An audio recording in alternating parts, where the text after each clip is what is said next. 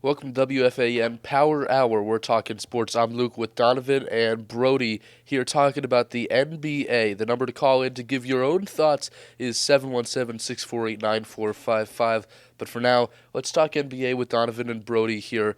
Bradley Beal getting traded over the weekend, a huge blockbuster trade, the first of possible many here this summer, shifting up the NBA. Donovan, what was your first reaction?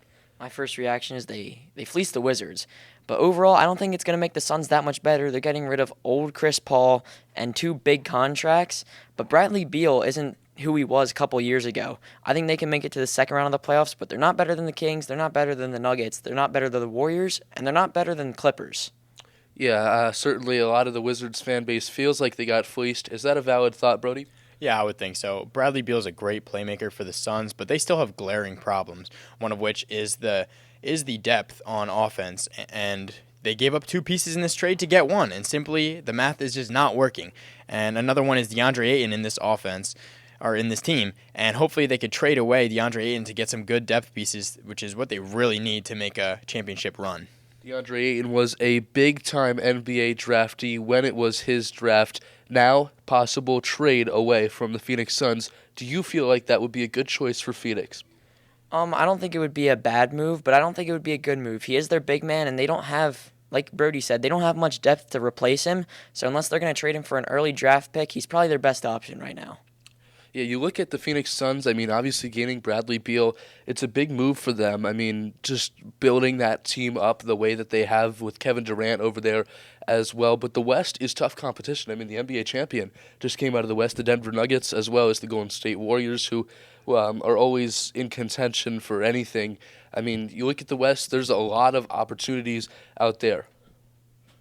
Wouldn't you say? Yes, I would say. I like the Warriors, I like the Nuggets, and I really like the Kings. I could see Keegan Murray having a huge season with Sabonis, Endier, and Fox. An underrated piece in the West that not everyone is talking about is the Clippers.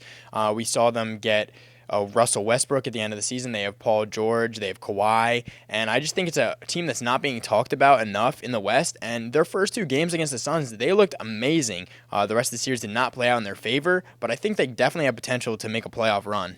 Yeah, you look at it as well, the Los Angeles Lakers with LeBron James and Anthony Davis. They've been sort of silent recently, but they can always pop out of their shell. Veteran players like that, especially bringing in younger pieces as the Lakers have in the past couple seasons. What do you feel about the Los Angeles Lakers kind of making a run towards the playoffs next season? Yeah, no one expected them to go that far as they did in last season's postseason, and I think they could make another run this season. Anthony Davis is a very underrated piece and possibly one of the best defenders in the entire league. As you're saying, they do have young, rising stars, and you can never count out LeBron James, even at 38, 39 years old. He is still an incredible player, and I don't think you count them out. They're a great contender in the West. You look at a lot of athletes who have had off-the-field or off-the-court issues, then sort of move past those things and become very successful in whatever they're doing. That's a perfect example with the Memphis Grizzlies. They had a couple off-the-court issues going towards the playoffs last year, and now you look at this year, it's a brand new season, a fresh start. What do you think about the Memphis Grizzlies kind of coming and progressing this year? I think they're going to have to re-sign Dillon Brooks due to Ja being out early in the season. And when Ja gets back, they're going to have to be almost perfect. They can't lose too many games because I don't see them playing that well without Ja. He's their star player, and he needs to fix the off-the-court issues too.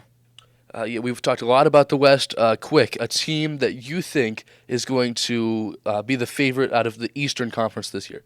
The Philadelphia 76ers.